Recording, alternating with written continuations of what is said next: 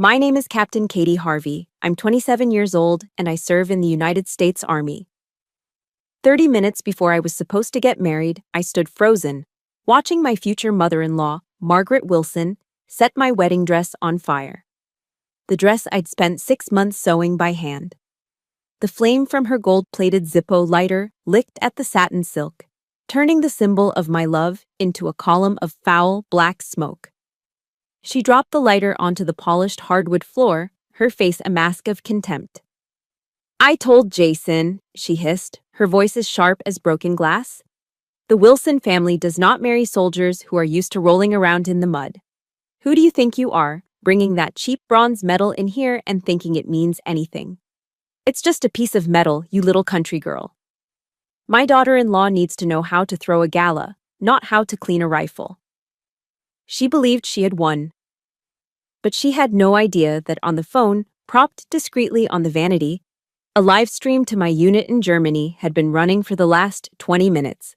Let me know where you're watching from in the comments, hit that like button, and subscribe if you believe that honor is forged in fire, not bought with money. The first thing that registered wasn't the sight, but the smell. An acrid chemical stench that clawed at the back of my throat. The smell of something beautiful being violently unmade. My wedding dress, which had been hanging pristine from an ornate hook just moments before, was now engulfed in a hungry orange flame. The heat washed over my skin, a dry, blistering wave that made the air in the bridal suite shimmer. The fire didn't roar. It hissed, a venomous sound as it devoured 6 months of my life. Of late nights bent over a sewing machine, of careful stitches, and a belief in a future.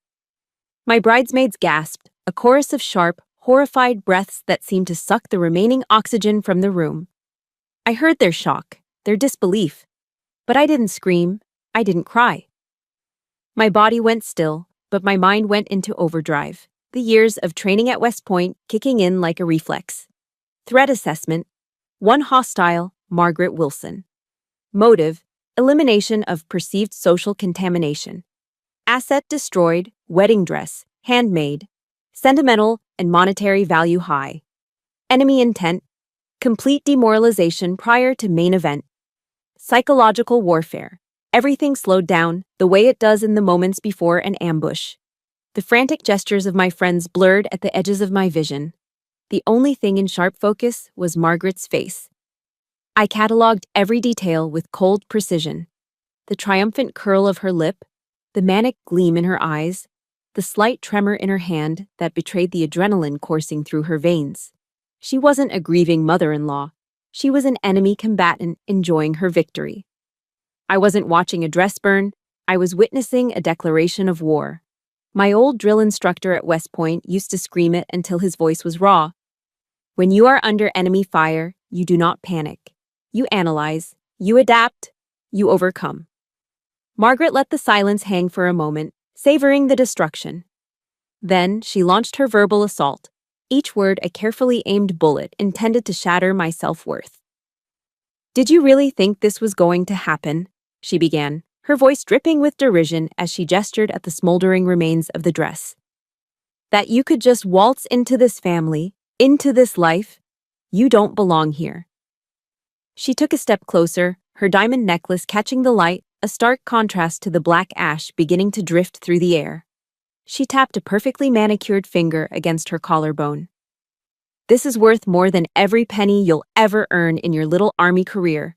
Just like that cheap piece of jewelry you wear."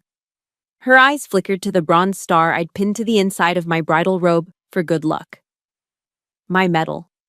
The one I earned in Afghanistan, not for doing something extraordinary, but for doing my job while everything around us fell apart, for getting my people out. "It's not jewelry," I said, my voice dangerously quiet. "Oh, of course not," she sneered. "It's a prop, a costume to make you feel important. Your father is a firefighter back in Columbus, isn't he? How admirable." The word was an insult. "But my son needs a wife who can sit on the board of the Cleveland Museum of Art, not someone whose idea of a fine dining is an MRE out of a plastic pouch. You don't understand our world. You are filth." "Filth?" The word landed, but it didn't break me. It clarified things. Throughout her tirade, my bridesmaids hadn't moved. My maid of honor, Sergeant Jessica Reyes, my sister-in-arms, stood ramrod straight. Her hands were clasped behind her back, her expression unreadable. The others followed her lead. They weren't frozen in fear, they were silent out of discipline. They were waiting for their commanding officer, me, to give an order. Their collective stillness was a wall of steel, an impenetrable fortress of loyalty that Margaret, in her arrogance, completely failed to comprehend. She was used to people cowering, to hired help and social climbers who would grovel at her feet. She mistook our discipline for submission. She saw my silence and thought she had broken my spirit. A small, cruel smile played on her lips. She believed the battle was over. It was a fatal miscalculation. "You're good at taking orders," she said, delivering what she thought was the final blow. "But you will never, ever give them in this house." That was it. That was the signal. I didn't answer her with words. There was nothing left to say. Instead, I moved. My actions were deliberate, stripped of any hesitation. 3 precise steps brought me to the marble-topped vanity table against the far wall. My hand reached out, fingers closing around the cool, smooth case of my cell phone. There was no shaking, no fumbling. Just the quiet efficiency of a soldier performing a familiar drill. I turned back to face her, the phone held firmly in my hand. The entire room seemed to hold its breath. Even the hissing of the dying fire seemed to fade into the background. I finally met her gaze, and for the first time, she saw something in my eyes that wasn't shock or pain. It was control. My voice, when I spoke, was level. Not a single tremor of emotion betrayed the cold fury coiling in my gut. It wasn't the voice of a heartbroken bride. It was the voice of a captain informing the enemy that they had just walked, blindly and stupidly, into a minefield. "Mrs. Wilson," I said, my tone as flat and hard as a granite slab, "you have no idea what you've just done." As the color drained from Margaret's face, my mind flashed back. This wasn't a single, isolated attack. It was the culmination of a long, cold war she'd been waging against me from the very beginning. The fire in front of me was just the first time she'd used a literal match. For 2 years, she'd been trying to burn me down with words, with gestures, with a chilling contempt that was somehow more painful than open flame. The memories came rushing back, a series of invisible scars that now, in the smoky haze of the bridal suite, felt raw and exposed. It started with Thanksgiving. My first time visiting the Wilson family estate on the shores of Lake Erie. I was so nervous my hands were shaking as I drove up the winding, perfectly manicured driveway. I wanted so desperately to make a good impression, to show them I was more than just the soldier Jason had fallen in love with.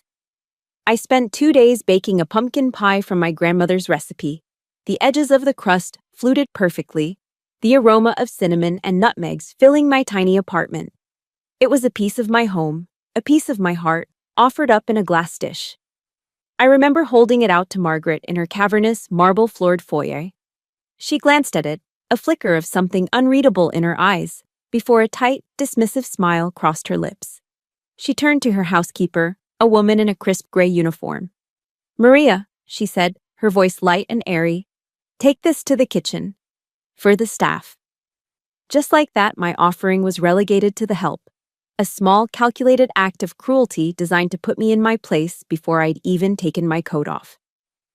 The rest of the dinner was a masterclass in psychological exclusion. Margaret spoke endlessly of a Melissa Hammond, the daughter of a real estate tycoon. She recounted Melissa's recent charity trip to Monaco, her latest acquisition at a Sotheby's art auction, and her family's summer home in the Hamptons.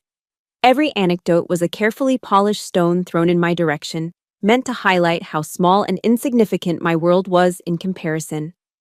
I remember sitting there, my smile feeling stiff and unnatural, as I pushed mashed potatoes around on my plate. Underneath the table, Jason squeezed my hand, a silent apology. But the humiliation was a bitter pill that a loving gesture couldn't quite help me swallow. Then came Christmas. I had spent weeks searching for the perfect gift for Jason's father, Richard. I knew he was a history buff with a passion for military strategy. After countless hours online and in dusty old bookstores, I found it. A rare, first edition copy of a book on the Civil War, signed by the author. When I gave it to him on Christmas morning, his eyes lit up with genuine delight. He ran his hand over the worn leather cover with a reverence that made my heart swell. For a fleeting moment, I felt like I belonged. And then, Margaret's voice cut through the warm, festive air. "Oh, Richard, do we really have room for more dusty old things?" She turned to me, her smile as sharp as a shard of glass from a broken ornament. "Katie, dear, next time, a nice bottle of wine will do just fine. It's simpler and far more suited to our standards." She had taken a moment of genuine connection and twisted it into a lesson on social class.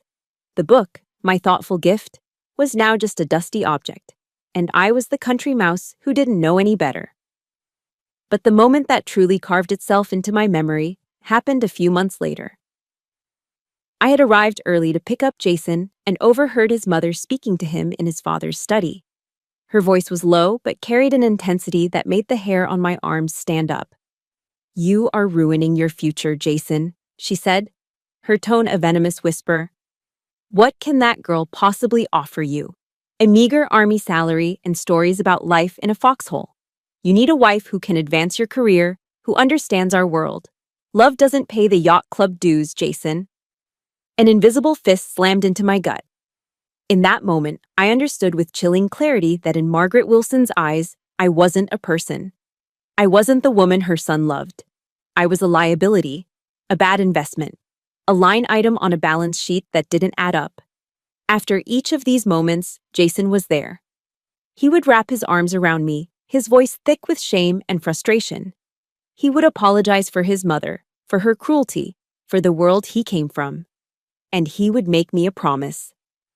"Once we're married, Katie, it will all be different," he'd say, his eyes pleading with me to believe him. "She'll have to accept you. You will be my family, my number one priority. I promise." I clung to that promise. I held on to it like a lifeline through every condescending remark, every dismissive gesture, every quiet humiliation. I endured because I believed in his love, and I believed that love would be enough to build a bridge over the chasm his mother had dug between us. It was that faith, that belief in his promise, that had given me the strength to stand here today, to put on the dress, and to walk towards a future with him. And if you've ever had to hold on to a promise or bite your tongue during a holiday dinner just to keep the peace, please support this story by hitting the like button. And if you feel comfortable, just type, "I understand," in the comments below. It helps more than you know. Standing in that room, the smell of burnt silk filling my lungs, I realized the full weight of my father's words echoing in my mind. He was a firefighter, a man who understood destruction better than anyone. "You can't choose the fires you have to face, Katie girl," he used to tell me. "But you can always choose how you walk into them and how you walk out." I had endured Margaret's small, insidious fires for 2 years, shielded by the promise of a future where I wouldn't have to fight anymore. But looking at the ashes of my dress, I understood. The war wasn't over. It had just begun. And this time, I wouldn't be using someone else's promise as a shield. I would be using my own. For a few seconds after I spoke, the room was suspended in a strange, taut silence. The air, thick with the smell of smoke and malice, seemed to crackle with unspoken energy. Margaret stared at me, her expression a mixture of defiance and confusion.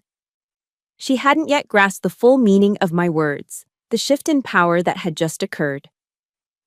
In that brief, silent standoff, my mind wasn't in the smoke-filled bridal suite anymore. It was somewhere colder, harsher, and far more real. I was back in the biting winter winds of upstate New York on the grounds of West Point. I felt the familiar ache in my bones, the ghost of a 50-pound rucksack digging into my shoulders. I remembered the forced marches through miles of frozen mud, my feet a massive blisters inside my boots, every muscle screaming in protest, yet my will refusing to buckle. I remembered the profound loneliness of being one of only a handful of women in my company, the constant unspoken pressure to work twice as hard, to be twice as tough, just to earn a baseline of respect. I remembered pushing my body and mind to the breaking point and then pushing further. Those years had been a crucible. They had stripped me down to my core and forged me into something new, something stronger.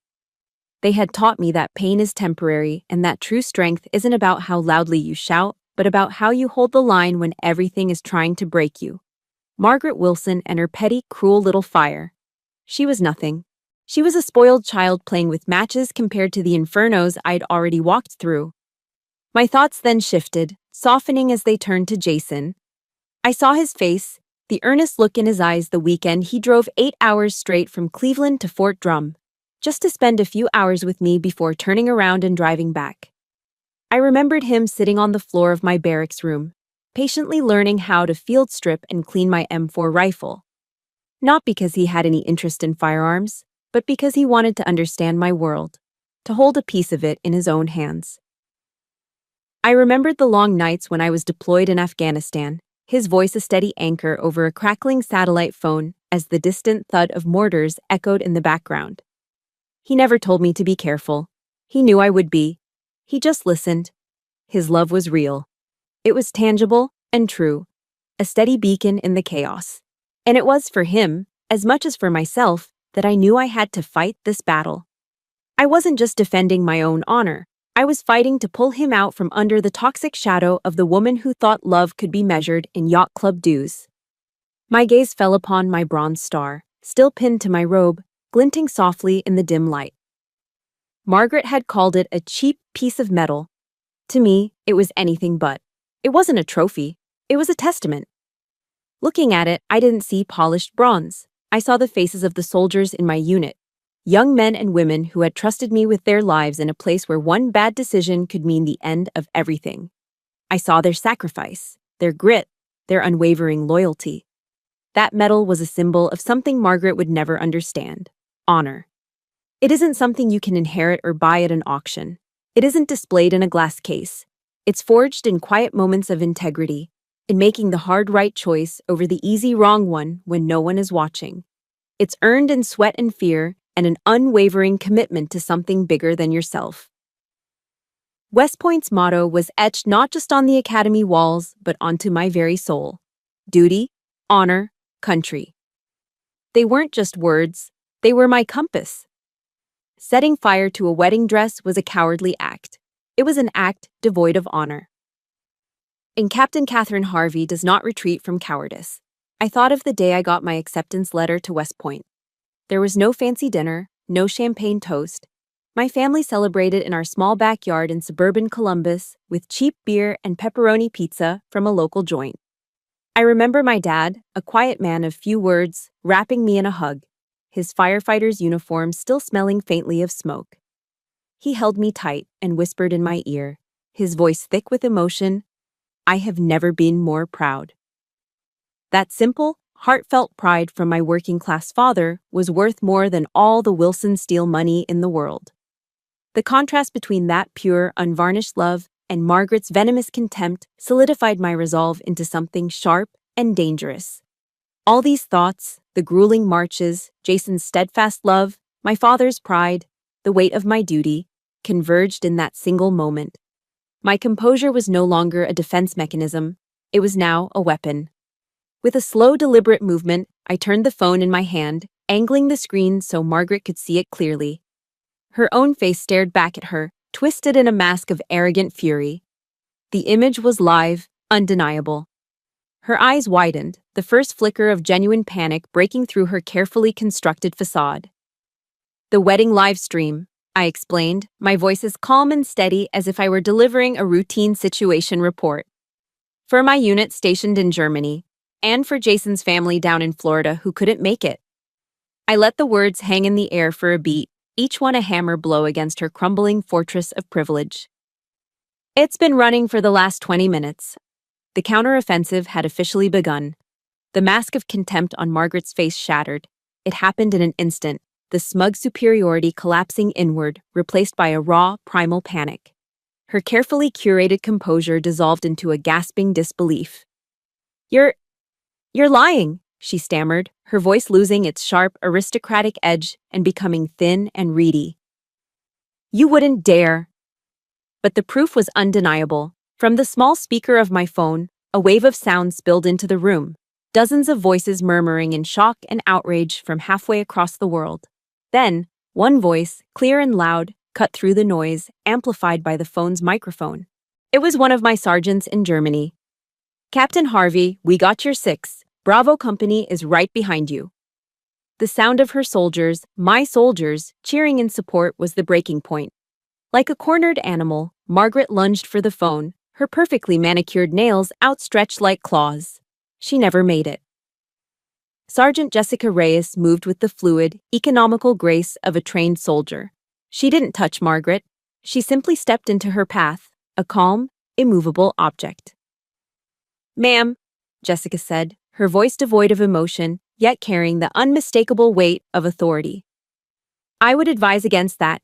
You have just committed destruction of property and verbal assault in front of several hundred military and civilian witnesses." Jessica's words were not a threat. They were a statement of fact, delivered with the chilling finality of a judge's gavel. Just then, on the live stream, the camera feed, which one of the bridesmaids had been holding, panned across the wedding guests.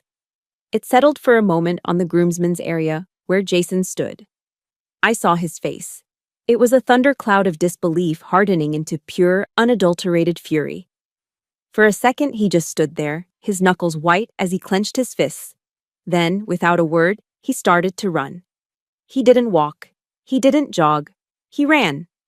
He sprinted through the perfectly arranged rows of white chairs, knocking over a stand of lilies with a crash that echoed through the stunned silence of the courtyard. Guests cried out his name in alarm, but he didn't hear them. He ran like a man charging into a combat zone to pull a fallen comrade from the line of fire. The door to the bridal suite burst open, slamming against the wall. Jason stood there, his chest heaving, his eyes wild. He didn't look at his mother. He didn't look at the smoking ruin of my dress. His eyes found mine, and in them, I saw a desperate plea for confirmation, for me to tell him that the horror he had just witnessed wasn't real. I just gave a single, slow nod. That was all it took. The anger in his face curdled into a deep, profound disappointment that was somehow more devastating to witness. He finally turned to his mother. "Mom," he said, his voice low and trembling with a rage I'd never heard from him before. "Tell me I did not just watch you set fire to the wedding dress of a decorated officer of the United States Army." While Jason confronted his mother, another drama was unfolding among the guests. Richard Wilson, a man I had only ever seen as the picture of stoic, corporate calm, sat in the front row as if he'd been struck by lightning. For a long moment, he was utterly still, his face pale with shock as he stared at the live stream on his own phone. But then, the shock gave way to something else. A quiet, cold resolve settled over his features. He rose to his feet with a new and unfamiliar purpose. He didn't shout. He didn't cause a scene. He walked calmly to a member of the hotel's security staff standing discreetly by the entrance and murmured something in his ear. His movements were precise, efficient, and final. He wasn't just managing a family crisis, he was a CEO performing damage control, excising a cancer from the board of his own dynasty. He had chosen his side. Back in the bridal suite, the tension was suffocating. Just as Margaret opened her mouth to offer some twisted justification, Richard Wilson walked into the room. His presence immediately commanded the space. He didn't even glance at his wife. His eyes, full of an apology so deep it needed no words, found mine. He walked straight to me, past his sputtering wife, past his furious son, and stood before me. "Captain Harvey," he said, his voice firm but laced with a profound sense of shame. "I am so very sorry. This will be handled." He took a breath, his gaze unwavering. "The wedding will still proceed, if that is what you wish." It was more than an apology. It was a decree. It was the official sanction from the patriarch of the Wilson clan. He had not only accepted me, he had sided with me against his own wife. That was all Jason needed. Emboldened by his father's support, he turned back to Margaret, his voice now stripped of its earlier tremor, leaving only the hard steel of finality. "You heard him, Mom," he said. "You are not welcome here anymore." The words hung in the air, absolute, and irrevocable. Margaret stared at him, her mouth agape, the full scope of her defeat finally crashing down upon her. She had gambled everything on the belief that her son's loyalty was to her name, her money, her world. She had lost. Her attack had not only failed to break me, it had incinerated the very foundation of her own power. In one fell swoop, she hadn't just lost a battle. She had lost her son, her husband, and her empire. In my officer training, they taught us about asymmetric warfare, about how a defeated enemy, once their primary assault has failed, will often resort to guerrilla tactics and psychological manipulation. They try to exploit your emotions, your loyalties, your sense of decency, twisting them into weapons to use against you. As the two large hotel security guards stepped into the room, their presence imposing and final, I watched Margaret Wilson execute that exact pivot. The defeated queen morphed into the tragic victim. Her rage vanished, replaced by a torrent of crocodile tears. Her posture, once rigid with arrogance, crumpled into a display of frail helplessness. She clutched at Jason's arm, her grip surprisingly strong. "Jason, my baby, please don't do this to your mother," she sobbed, her voice artfully broken. "I was only trying to protect you. I only want what's best for you. Can't you see? This girl, she has you under some kind of spell." Her wild, tear-filled eyes then darted to Richard. "Richard, are you really going to let her do this? Let her tear our family apart?"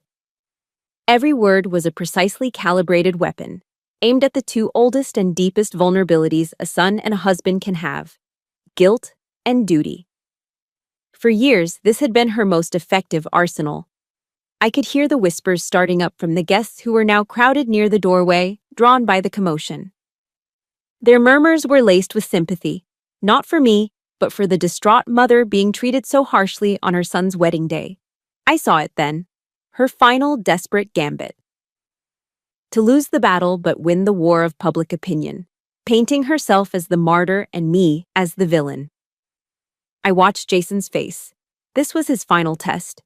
For years, I had seen him waver under this exact kind of emotional onslaught. I'd watched him try to appease her, to smooth things over, to compromise his own happiness for the sake of a fragile peace. A part of me held my breath, a cold knot of anxiety tightening in my stomach. But the man standing before her now was not the same man who used to apologize for her behavior. The fire had forged him into something new too. He looked at his mother, and then he looked at me. When he spoke, his voice wasn't angry anymore. It was filled with an infinite, bone-deep weariness. With a gentleness that was somehow more final than any shout, he reached down and carefully unclasped her fingers from his arm. "That's enough, Mom," he said softly. He took a half step back, creating a small but significant space between them, and gestured toward me. "What's best for me is standing right here." His gaze returned to her, clear and unwavering. "You have had so many chances to accept her, to be a part of our life. But you chose to burn a bridge tonight. I am not going to let you burn anything else." Her performance faltered. His calm refusal to engage with her drama was like throwing water on her manufactured fire. It was a language she didn't understand. That's when Richard Wilson made his move. He stepped forward, physically placing himself between Margaret and us, a human shield of quiet, absolute authority. His expression was grim, his patience gone. He addressed the security guards first. "Please escort Mrs. Wilson to her car. Ensure she leaves the hotel premises immediately." The order was given with the crisp, impersonal authority of a CEO's firing a rogue executive. Then he turned to his wife. His voice was low, but it cut through the room like a surgeon's scalpel. "Margaret, we will discuss this at home. But today is my son's day." He paused, and then he did something that shifted the entire foundation of the Wilson family. He put a firm, steady hand on my shoulder. "And this young woman," he said, looking Margaret straight in the eye, "is my daughter now. If you ever touch her or speak to her like that again, you will answer to me." It wasn't a warning, it was a verdict. It was a public and irreversible transfer of power. The matriarch had been officially deposed. That was the blow that finally broke her. Denied by her son, dethroned by her husband, Margaret Wilson finally, truly, fell apart. The manufactured tears dried up, leaving behind an empty, hollowed-out expression of utter defeat. The fight was gone. All that remained was the vacant stare of someone who had just lost everything and knew it. As the security guards gently but firmly led her away, she had to pass by me. She stopped for a brief, chilling moment. She didn't say a word. She just looked at me, and her eyes were two black pits of pure, undiluted hatred. It was a look that promised this was not over, not really. The shadow had been banished from the room, but I knew its memory would linger. The door clicked shut behind her, plunging the room into a heavy silence. The immediate threat was gone, but the aftermath remained. The smell of smoke, the looks of shock on my friends' faces, the gaping hole in our schedule. We were a unit whose mission had been disrupted by hostile fire. For a moment, everyone just stood there, stunned, adrift in the chaos. I took a deep breath, the first calm, centering breath I'd taken in what felt like an eternity. I looked at the clock on the wall. The ceremony was supposed to have started 10 minutes ago. I pushed aside the lingering image of Margaret's hateful glare and stepped back into my role. Not as the bride, not as the victim, but as the one in charge. My voice cut cleanly through the silence, crisp and clear. "All right," I said, my tone leaving no room for argument. "We have 20 minutes. Let's get to work." My words cut through the stunned silence, and the atmosphere in the room shifted instantly. The lingering shock and chaos evaporated, replaced by a surge of focused energy. I had just turned a bridal suite into an impromptu tactical operations center. Every person in that room, my bridesmaids, Jason, even Richard Wilson, snapped to attention, their eyes on me, waiting. The soldier in me took over completely. "All right, listen up," I said, my voice crisp and authoritative. The panic was gone. The hurt was compartmentalized. There was only the mission. Mission failure is not an option. The ceremony proceeds in 20 minutes. We need a new operations plan, and we need it now. I turned to Jason first. The look of awe on his face was something I'd tuck away to appreciate later. Right now, he was an asset. "Jason, you're on guest liaison. Get out there, find the wedding coordinator, and run interference. Tell them there's a minor wardrobe delay. Keep everyone calm. Project confidence." He nodded sharply, a flicker of his old, easygoing smile returning, now underpinned with a new respect. "Got it." He was gone before the word finished echoing. Next, I looked at Sergeant Reyes. "Jess, you're my XO on this. Get a sit rep from all bridesmaids. We need everyone calm, focused, and ready to execute. No panic. We hold the line." Jessica's expression was grimly professional, but I saw a fierce pride in her eyes. "Hoo-ah!" she barked, then immediately began murmuring orders to the other women, who instantly started checking their makeup, adjusting their dresses, readying themselves for the next phase. "What's Plan B, Katie?" One of my other bridesmaids, a sweet girl named Sarah, asked nervously, her eyes wide. "We don't have a dress." For the first time all day, a genuine, confident smile spread across my face. "There's always a Plan B," I said. My eyes found Melody, another bridesmaid who worked as a buyer for a high-end fashion boutique in downtown Cleveland. "Mel, you remember the designer, Michelle Keane? The one we met at the fundraiser for veterans housing?" Melody's eyes lit up with understanding. "Yes, of course." "Call her, now," I commanded. "Tell her Captain Harvey has a situation and is calling in a favor. Tell her we need a sample dress, size 4, ivory or white, clean, elegant, powerful. Tell her it's a matter of urgent operational importance. Go." Melody was already dialing her phone as she scrambled out the door. I was so focused on delegating that I almost didn't notice Richard Wilson watching me. He had been standing silently in the corner, observing the entire exchange with the keen, analytical eye of a man used to commanding boardrooms. He saw a problem being dismantled, a crisis being managed, a leader emerging from the smoke. He stepped forward. "Let me help," he said, his voice a low rumble of efficiency. He pulled out his own phone. "My driver will be at Ms. Keene's boutique in 10 minutes, so he has clearance to bypass traffic." It wasn't a suggestion. It was the execution of a logistic solution. He understood the mission. He was now part of the team. While he was on the phone, a moment of quiet gratitude washed over me. I looked at the determined faces around me, each person moving with purpose, a well-oiled machine kicking into gear. And then Richard hung up his phone and walked over to me. He stood for a moment, just looking at me, his expression unreadable. "Your father," he said, his voice softer now, "must be a very proud man." Coming from him at this moment, the words landed with more weight than any medal. It was the acceptance I had stopped allowing myself to hope for, given freely and with respect. A lump formed in my throat, but I pushed it down. There was no time for tears. Jason returned, his part of the mission complete. "Coordinator is briefed. Guests think we're just running on bride time," he reported, a grin on his face. He came to stand beside me, not to take over, but to support. He didn't ask what was wrong or how I was feeling. He simply looked at me, his eyes shining with a love so profound it almost took my breath away, and asked the only question that mattered. "What's next, Captain?" Before I could answer, before everyone scattered to their assigned tasks, I turned back to my phone, which was still propped on the vanity, its small light indicating it was still live. I picked it up and looked directly into the lens. My voice was steady, imbued with a strength I drew from the people in the room and the ones watching from thousands of miles away. "To everyone watching, especially to Bravo Company," I said, my voice ringing with conviction. "Thank you for your patience. We've had a minor change in the operational timeline, but I assure you, the mission will be accomplished." I let a small, fierce smile touch my lips. Love and honor will always win, even when under enemy fire. And if you believe that a person's true character is revealed not when things are easy, but when they're under fire, hit that like button.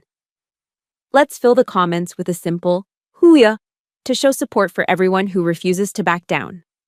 From the phone speaker, a thunderous roar erupted, the sound of my other family, my brothers and sisters in arms, cheering from their base in Germany. It was the sound of unwavering support, a tidal wave of loyalty washing over me. The cavalry had arrived, and we were ready to finish the fight. The 17 minutes it took for Richard's driver to return felt like the longest 17 minutes of my life. The controlled energy in the room had simmered into a tense, collective holding of breath. We had a plan. But a plan is just a theory until it's executed. A part of my mind, the cynical part forged in the deserts of Afghanistan, kept whispering, "What if it doesn't work? What if there's no dress?"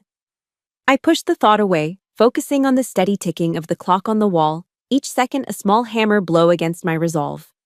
Then, a flurry of motion outside the door, and a man in a crisp suit, breathing heavily, burst in carrying a long white garment bag like it was a holy relic.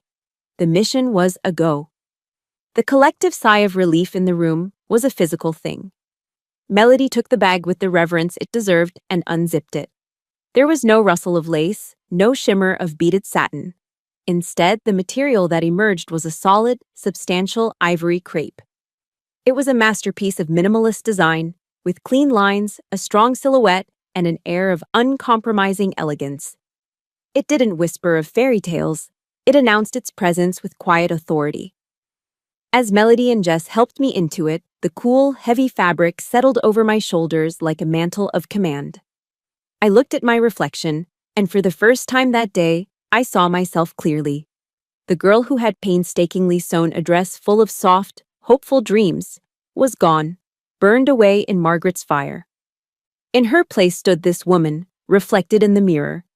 This dress wasn't for a princess. It was armor for a queen.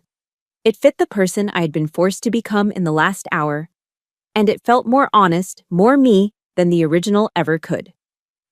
While the other bridesmaids performed a whirlwind of touch-ups on my hair and makeup, Melody, with the skilled hands of a seasoned pro, made a few lightning-fast alterations with a needle and thread she'd produced from her purse. The entire room moved with the seamless efficiency of a pit crew, each person executing their role flawlessly. One of my bridesmaids still held the phone, the live stream broadcasting every focused, determined moment. I met her eyes in the mirror and nodded. Keep it rolling, I said, my voice steady. Let them see us march. When the doors to the bridal suite finally opened, the traditional wedding march began to play. My father, his firefighter's dress uniform immaculate, stood waiting for me. His face was a roadmap of pride, love, and unshed tears. He took my arm, his grip strong and steadying, a grip that had pulled people from fires and carried me on his shoulders as a child. "Ready, Captain," he murmured, his voice thick. "Ready, Dad," I whispered back, squeezing his arm. As we stepped out into the courtyard, an incredible thing happened. Jason, true to his word, had clearly briefed the guests. As one, every single person in attendance rose to their feet. But it wasn't the quiet, solemn reverence of a typical ceremony. A sound erupted from the crowd, a wall of sound, a tidal wave of thunderous applause that rolled through the courtyard and washed over me. It was a roar of approval, a standing ovation of defiance. They weren't just applauding a bride, they were applauding a fighter. They were clapping for my courage, for my resilience, for my refusal to be broken.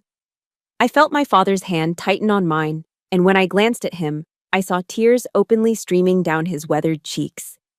As we began our walk down the aisle, my own vision blurring, I saw an elderly man in the second row.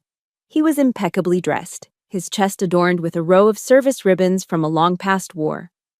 He stood ramrod straight and, slowly and deliberately, raised his hand to his brow in a crisp, military salute.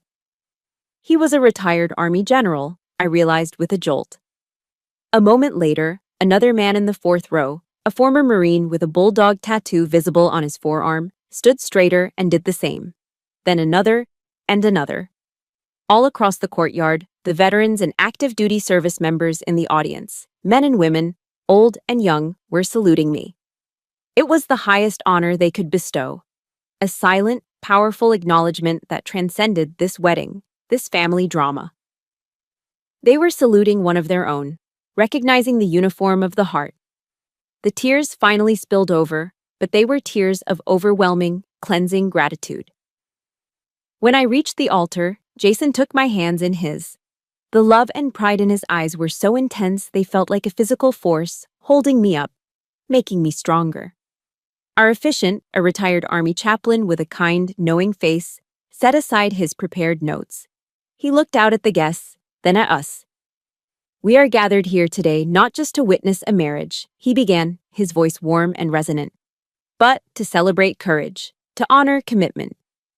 In the Army, we have a term for the person you trust with your life, the one who always has your back through chaos and fear.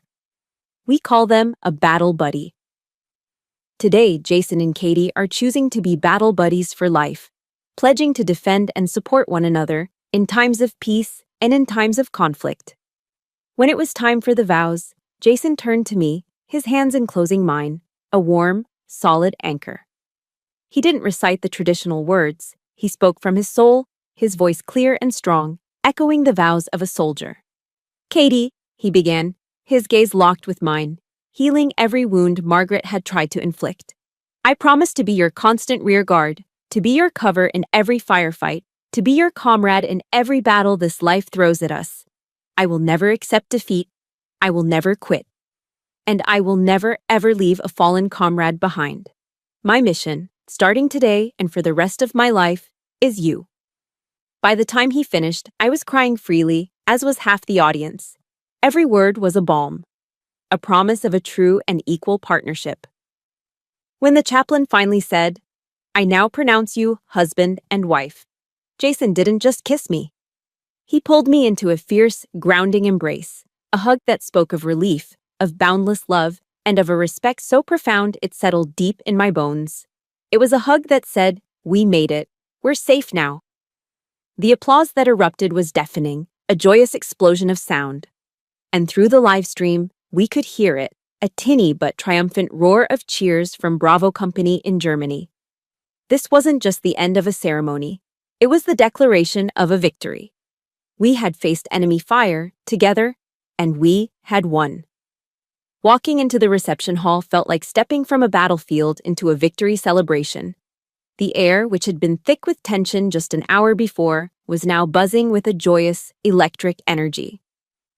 As Jason and I were announced as husband and wife, The applause was even louder than it had been at the ceremony, a sustained, heartfelt roar of approval. But underneath the celebration, something fundamental had shifted. This was no longer just a wedding reception, it was an after-action review, and the results were being tallied in real time. As we made our way through the room, I noticed that nearly every guest was looking at their phone. The live stream hadn't just been watched, it had been weaponized.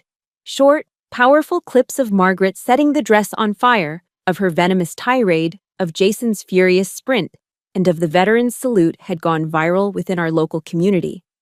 A local news reporter, who had been invited as a guest, was already doing a live feed from a quiet corner of the room.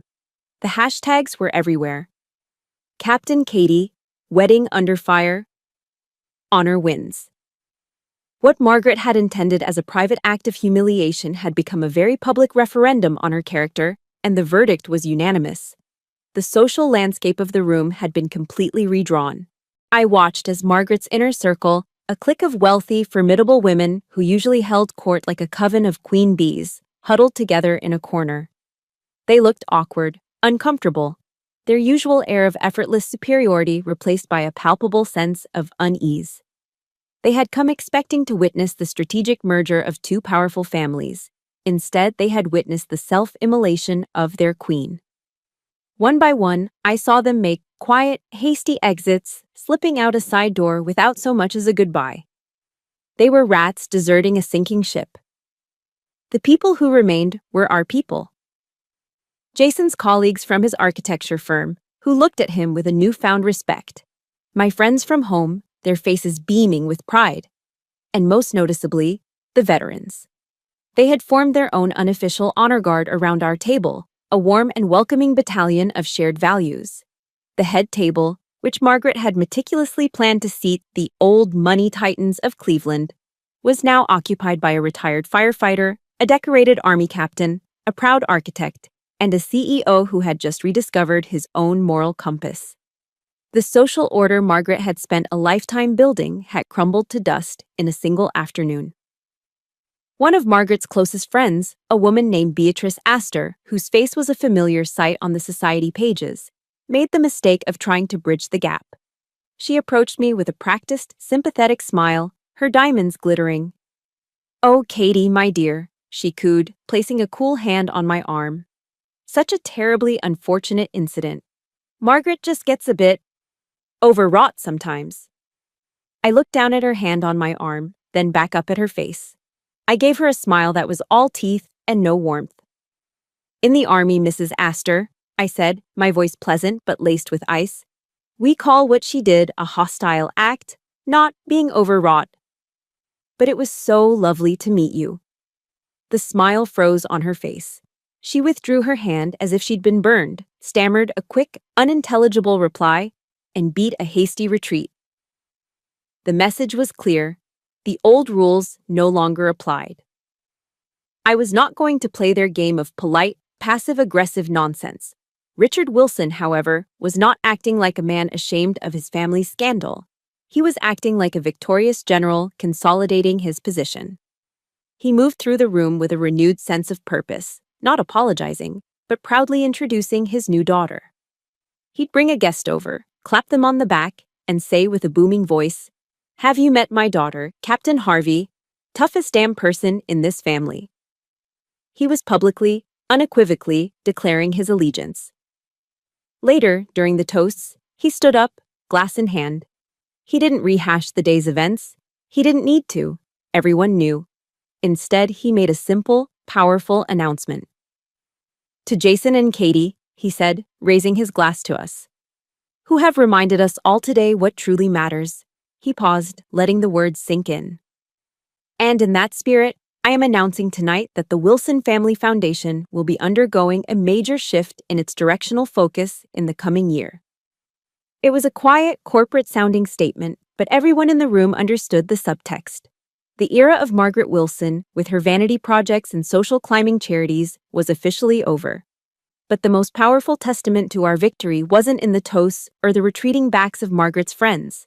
It was an idea born from the quick thinking of my bridesmaids. In place of a traditional guestbook, they had set up a large, beautifully framed corkboard with a banner across the top that read, Operation Enduring Love After Action Report. Guests didn't just sign their names or write cliched congratulations. They left messages of support, of admiration, of inspiration. The retired Marine with the bulldog tattoo wrote in bold Sharpie, Ura, Captain. You fought the good fight. Semper Fi. A young woman who worked with Jason wrote, Thank you for showing all of us that you never have to shrink yourself to fit into someone else's world. My favorite was a simple note scrawled on a cocktail napkin and pinned to the board. Honor runs deeper than money. Your dad must be proud. That board, filled with heartfelt messages of respect and solidarity, was worth more than all the expensive wedding gifts in the world. It was the ultimate proof that we had won not just a battle, but the war for what truly mattered. The celebration, as all intense operations do, eventually wound down. The band packed up, the last of the champagne was poured, and the grand ballroom slowly emptied out, leaving behind a comfortable quiet filled with our closest friends and family. The adrenaline of the day had faded, replaced by a warm, bone-deep exhaustion.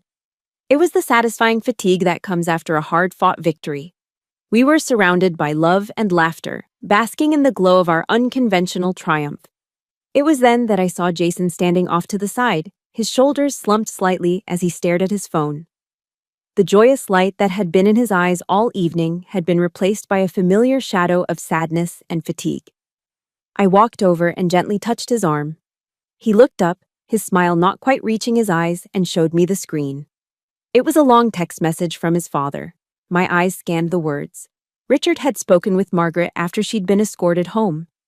The text described a woman utterly broken, not, Richard noted with clinical precision, by remorse for her actions, but by the public demolition of her social standing. Her empire of influence had crumbled, and she was lost in the rubble. Richard had issued an ultimatum. She was to begin intensive psychological therapy immediately. It was her only path, he wrote, to any possible future relationship with her son. The final line was heavy with uncertainty. The future is in her hands now. Jason locked his phone and slid it into his pocket, the weight of it seeming to pull him down. Do you think, he asked, his voice barely a whisper, that we'll ever be able to forgive her? The question hung in the cool night air, heavy and complex. This was the aftershock, the part of the battle they don't show in the movies. Winning is one thing. Figuring out how to live in the crater left behind is another. Come with me, I said softly, taking his hand. I led him away from the lingering warmth of the reception hall, out through a set of French doors and into the hotel's quiet, manicured garden. The moon was high and bright, casting long shadows across the stone pathways. The air was cool and clean, a welcome contrast to the emotionally charged atmosphere we'd been in for hours. We found a stone bench tucked away in a small alcove, surrounded by the sweet scent of night-blooming jasmine. For a long moment, we just sat in silence, listening to the gentle murmur of a nearby fountain. Jason, I began, choosing my words with care. There's a prayer they teach you to lean on in tough times, the Serenity Prayer. It's about having the serenity to accept the things you cannot change, the courage to change the things you can, and the wisdom to know the difference. I looked at him, his face etched with conflict in the moonlight. I learned in the army that there's a big difference between forgiving someone and trusting them again. We can grant her our forgiveness, Jason. We can do it for ourselves so we aren't carrying around the weight of all that anger and bitterness. That's something we can change, our own hearts. I took his hand. But trust is different. Trust has to be earned back, one action at a time, over a very long time.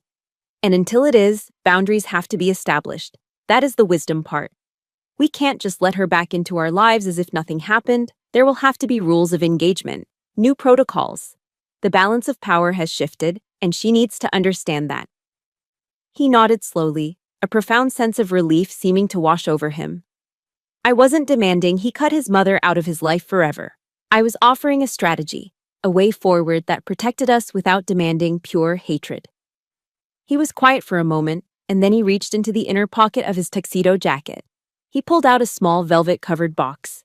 My heart skipped a beat, thinking it was another wedding gift.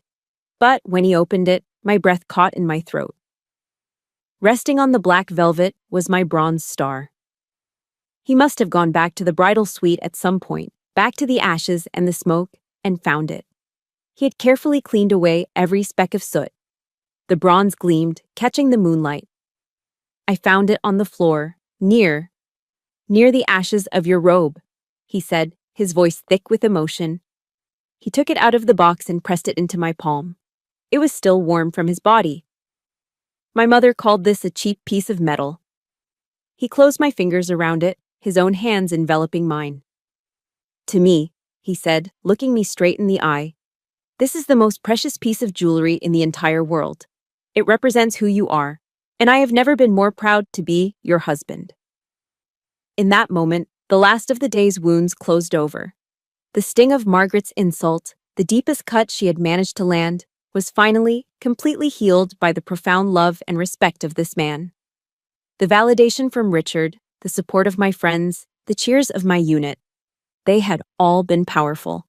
But this quiet act of recovery and reverence was everything.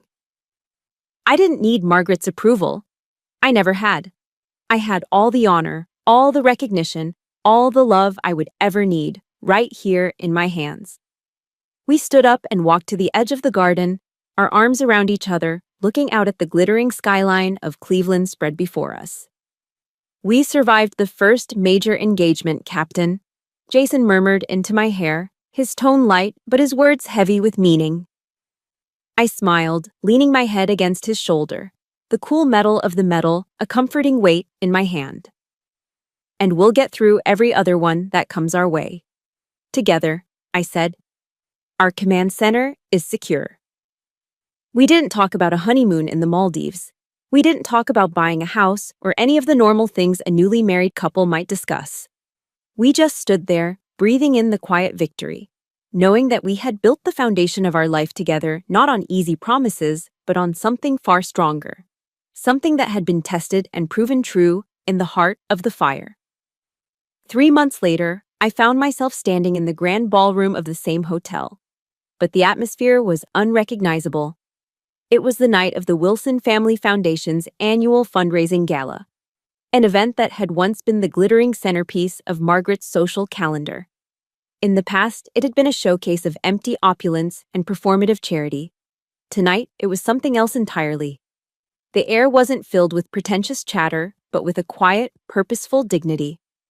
I stood beside Jason and Richard, not as a guest, but as a newly appointed member of the Foundation's board. Richard stepped up to the podium, and the room fell silent.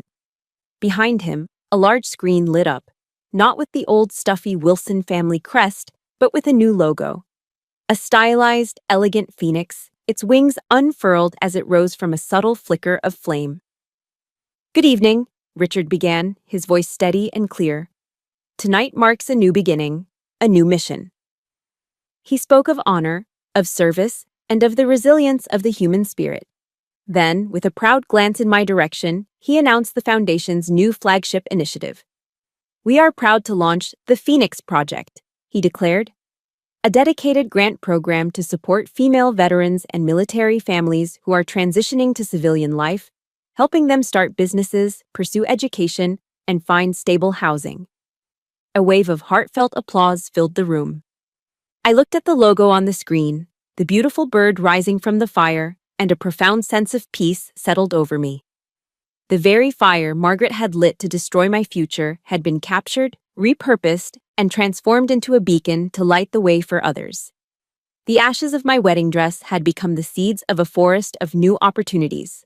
Throughout the evening, people didn't approach me to gossip or to offer pitying glances. They came to connect. They saw me not as the victim in a viral video, but as a leader.